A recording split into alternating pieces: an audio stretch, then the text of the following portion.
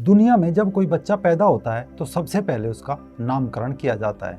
जब वो थोड़ा बड़ा होता है और स्कूल में जाता है तब उसे एक उपनाम दिया जाता है जिसे इंग्लिश में सरनेम कहते हैं। इसी के साथ उसकी जाति की भी घोषणा हो जाती है, वह आरक्षण के अंतर्गत आता है या नहीं। इसके बाद जब वह थोड़ा बड़ा होता है तो अपने नाम से अधिक अपने सरनेम से प्यार करने लगता है। यानी उपनाम, सरनेम, गोत्र, जाति, शायद यही हमारा असली परिचय बनकर रह जाता है। नमस्कार दोस्तों, रंग दे बसंती में आपका एक बार फिर से स्वागत है। मैं हूं राजीव चौधरी। आखिर ये गोत्र, जाति, सरनेम, उपनेम मामला क्या है? क्यों इसकी जरूरत महसूस होती है?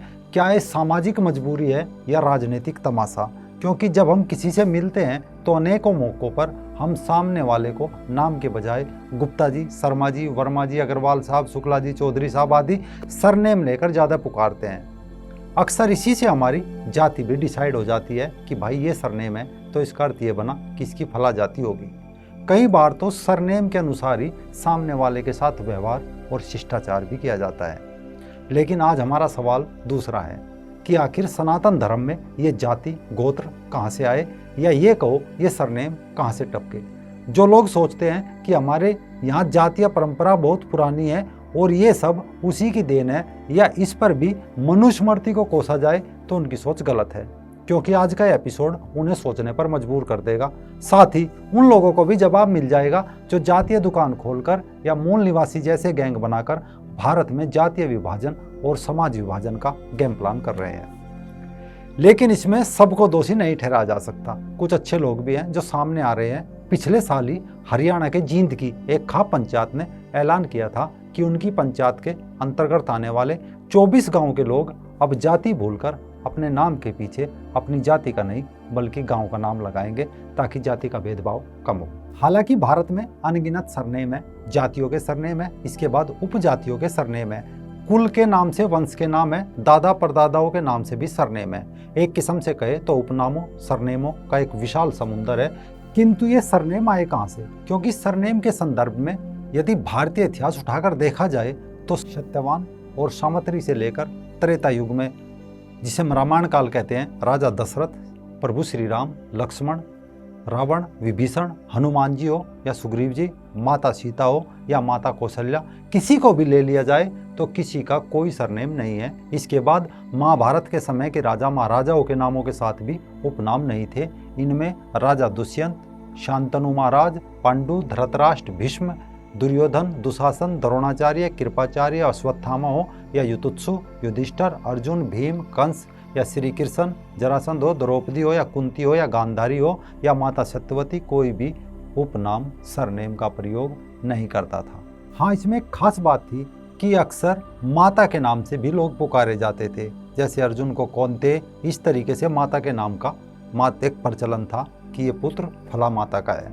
लेकिन महाभारत के बाद जन्मजय, सतनीक, अश्वमेधदत्त, घिसिम कृष्णा, निशक्चु, चित्ररथ, सुचिरत्र, वषणीमत्र, सुषेण, सुखीबल, सुनय, मेधाविन, नरपंजय, ध्रुव, मधु, यहाँ तक कि राजा वसुदान तक सरनेम नहीं थे, जिनकी राजधानी पहले हस्तिनापुर थी तथा बाद के समय अनुसार बदलती रही। इसके बाद बुद्ध काल में राजा सतनिक और उदयन हुए। उदयन के बाद अहेनर, निर्मित्र, क्षेमक हुए। नंद वंश में भी लगभग 300-400 ईसा पूर्व तक महानंद, मौर्यनंद, राजा भूतपाल हो या पांडुक, पांडुगति हो या राष्ट्रपाल तक सरनेम का उपयोग नहीं था। अयोध्या कुल के महाराजा मनु की 94 पीढ़ी में सोमादि, श्रुत्सव, अयतायु, निर्मित्र, सुकृत, सेनाजीत, विभु, सूची, क्षेम, सुरवत, यहाँ तक कि राजा सत्यजीत, वीरजीत और अरिजय तक भी कोई सरनेम नहीं था। इसके उपरांत देखे तो बिंबिसार, अजातशत्रु तक सरनेम का प्रयोग कहीं नहीं दिखता था।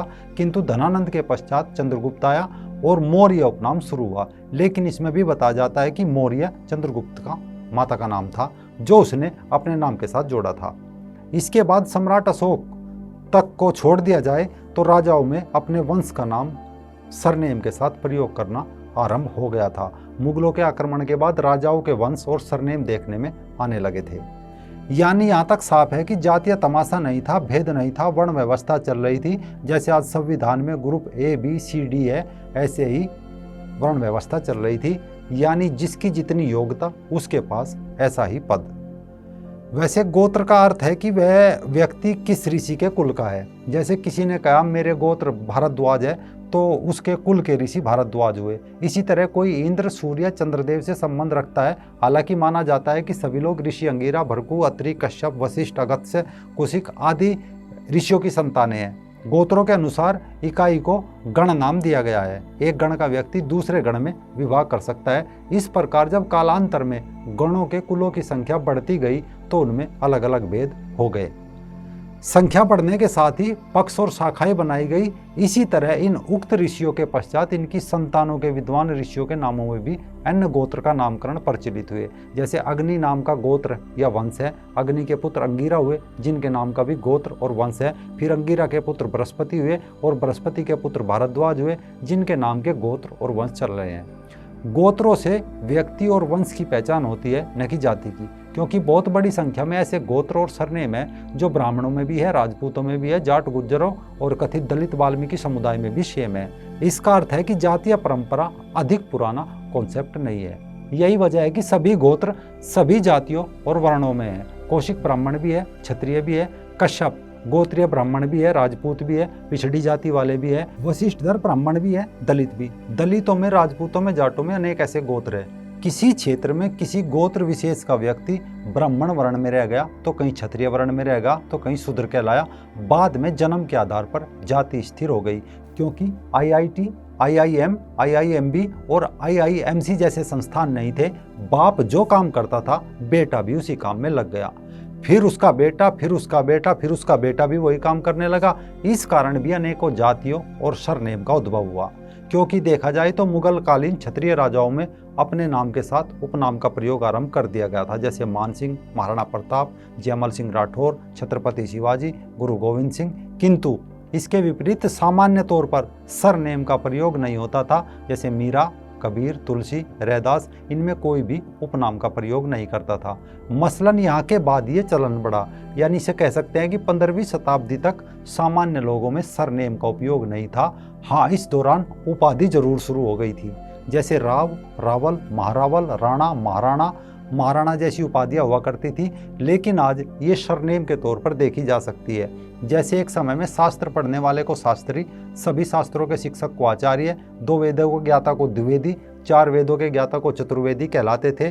उपाध्याय, महामहोपाध्याय उपाधियां भी शास्त्रों के अध्ययन आधारित होती थी, लेकिन आज ये भी सरनेम बन चुके हैं। दूसरा, अंग्रेज शासन के दौरान बहुत सी उपाधियां निर्मित हुई, जैसे मांडलिक, जमींदार, मुखिया, राय, राय बहादुर, चौधरी, देशमुख, चिटनीस और पटेल आदि। ये आज भी सब सरनेम के रूप में देखे जा सकते हैं। यानी भारत में सरनेम और जातियों का बहुत ही होच-पोच मामला है। बहुत से गोत्र तो सरनेम बने बैठे हैं और बहुत से सरनेमों को गोत्र माना जाता है। अब जैसे भारद्वाज नाम भी है, सरनेम भी है और गोत्र भी है। यहाँ सवाल गोत्र का है तो भारद्वाज गोत्र ब्राह्मण, क्षत्रिय, वैश्य और दलित चारों में लगता है। पिछले कुछ साल पहले भारतीय समाज में सरनेम का महत्व जानने के लिए हमने एक छोटा सा प्रयोग किया था। हम अलग अलग लोगों से अलग अलग सरनेम के साथ मिले तो हमने पाया हर एक सरनेम पर समाज में अलग व्यवहार देखने को मिलता है। इससे समझा जा सकता है कि चाहे नाम कोई कुछ भी रख लो, किंतु सरनेम ही जिंदगी और हमारा समाज बन जाता है। सिर्फ ये बताने के लिए ही कि अमुक व्यक्ति का जन्म से ब्राह्मण है, क्षत्रिय है, वैश्य है, शूद्र है। यानी कर्मणा व्यवस्था की बजाय लोग सरनेम रूपी जन्मना जाति से अभी भी चिपके हुए हैं।